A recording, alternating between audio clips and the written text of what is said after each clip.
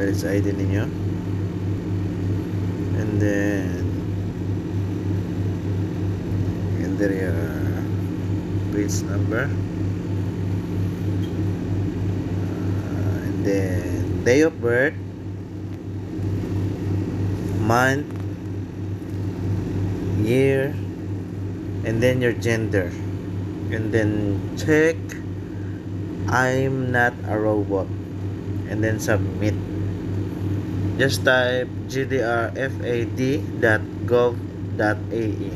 Okay, so you can see the result in just less than 1 minute. Makikita nyo yung result kung meron kayong fines about sa RTA makalipas ng mga hindi aabot ng 1 minuto. So ganun lamang po kadali mag-check ng fine. So sana ay may natutunan kayo dito. Don't forget to subscribe. That's it. Oy, birds!